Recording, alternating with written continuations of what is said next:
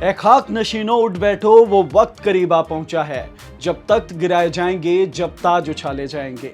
चुनाव आते ही ये लाइनें आपने कई बार सुनी होंगी, रोमांच से भरपूर। लेकिन अभी चुनाव नहीं हो रहे, चुनाव तो चले गए, तो अब मैं ये लाइनें क्यों मार रहा हूँ, बताता हूँ।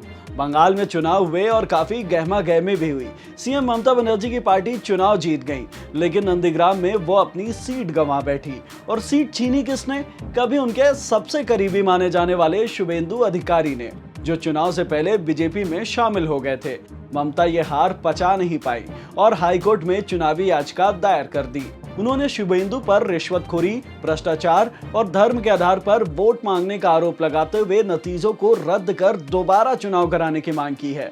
तो चलिए जानते हैं कि ममता के इस चुनावी याचिका दायर करने के मायने क्या हैं और ये चुनावी याचिका होती क्या है। सबसे पहले आपको पूरा मामला समझा दूं। 2 मई को 5 राज्यों में हुए विधानसभा चुनाव के नतीजे आए। पता चला कि ममता अपनी नंदीग्राम सीट से 1956 वोट से हार गई हैं। ममता ने तुरंत ही रीकाउंटिंग की मांग की, लेकिन चुनाव आयोग ने इससे इनकार कर दिया। बाद में ममता चुनावी याचिका लेकर कलकत्ता हाईकोर्ट पहुंच गई। याचिका में लगाए आरोप अगर सिद्ध हो जाते हैं तो कोर्ट या तो दोबारा चुनाव कराने का आदेश देगा या फिर याचिकाकर्ता प्रत्याशी को विजेता घोषित कर देगा। वैसे ये पहला मौका नहीं है जब इस तरह का मामला सामने आया हो। सबसे चर्चित साल 1975 में इंदिरा गांधी और राजनारायण का मामला था। 1971 में इंदिरा ने राजनारायण को यूपी के बरेली सीट से हरा दिया। इसके खिलाफ राजनारायण हाईकोर्ट पहुंच गए। कोर्ट ने इंदिरा को सरकारी मशीनरी के दुरुपयोग का दोषी पाया और 6 सालों तक इंदिरा के चुनाव लड़ने पर रोक लगा दी। इसके खिलाफ इंदिरा सुप्रीम कोर्ट पहुंची। सुप्रीम कोर्ट ने चुनाव लड़ने पर रोक तो हटा दिया, लेकिन उनका नामांकन ही रद्द कर दिया।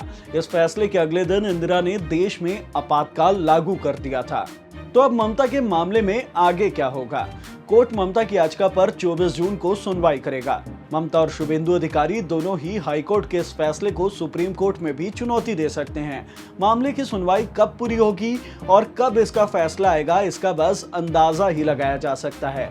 माना जाता है कि 6 महीने के भीतर फैसला आ जाना चाहिए, लेकिन फैसले आने में सालों भी लग जाते हैं।